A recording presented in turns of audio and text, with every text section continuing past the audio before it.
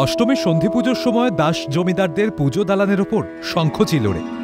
একসময় এই জমিদার বাড়ির পুজো দেখতে আসতেন খোদ বর্ধমানের মহারাজা ও তার পরিবার। বর্ধমানের খাজা আনোয়ার বেডের জমিদার বাড়ির পুজো এবারের ১৫০ বছরে পা দিল। দাস বাড়ির পুজো প্রচলন করেছিলেন তৎকালীন জমিদার মাখনলাল দাস। সে সময় পুজো ঘটে হতো। অপুত্রক মাখনলাল বহু দেবদেবীর দৌড় ধরেছিলেন সন্তান আকাঙ্ক্ষায়। এ সময় দেবীর স্বপ্নাদেশে হরগৌরী পুজো শুরু করেন। স্বপ্নাদেশ অনুসারে তৈরি হয় মূর্তি। এখানে দেবী মহিষাসুর মর্দিনী নন, মহাদেবের কোলে বসে তিনি বরাভয় দান করছেন। এক চালার কাঠামোতে রয়েছে দেবীর সন্তান সন্ততি।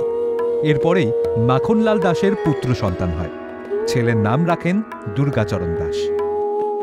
কিন্তু দাদুর নিঃসন্তান ছেলেপিলে কোনো হয়নি বলে মাকে স্বপ্নাদেশ দিয়েছিল। মা স্বপ্নাদেশ দিয়েছিল যে তুই আমার পুজো কর, হরগৌরী মূর্তি, তোর সংসার সমৃদ্ধশালী হবে, তুই পুত্র সন্তান পাবি। তারপর থেকেই আমার বাবা জন্ম নেন। বাবার জন্ম নেবার বছর থেকেই এই পুজো আরম্ভ হয়। মানে হরগৌরী মূর্তি রূপে পূজিত মা যখন মানে অষ্টমীর খ্যানের যে মুহূর্তে খ্যানটা হয়, সেই মুহূর্তে একবার স্বর্গ থেকে মর্তে নেমেছিলেন সপরিবারে, সেই মূর্তি এটা। আর ওই খ্যানের মুহূর্তে আমাদের মা দুর্গার মাথার উপরে, আমাদের ছাদের মাথার উপর বহু উঁচুতে শঙ্খচিল এখনো ওড়ে।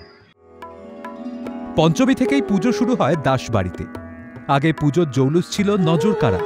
পুজো উপলক্ষে নিয়ম করে বসত যাত্রাপালা, গানের আসর। দেবীকে পুজোর ভোগে দেওয়া হতো নারকেলের মিষ্টি, গাওয়া ঘিয়ের লুচি। প্রথম দিকে বলি প্রথা ছিল, তারপর তা বন্ধ হয়ে যায়। অষ্টমীতে দুর্গা মণ্ডপের ওপর ওড়ে শঙ্খচিল। দশমীতেও মল্লিক পুকুরে আকাশে ওড়ে শঙ্খচিল।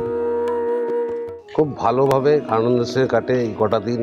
আপনার সব যে যেখানে থাকে, দূর দূরান্ত থেকে পাড়া প্রতিবেশী, কাছে দূরে সব মানুষ এক জায়গায় হয়। এই কদিন খাওয়া দাওয়া প্লাস এখানে একটু নিজেদের মধ্যে গান বাজনা এসব হয়।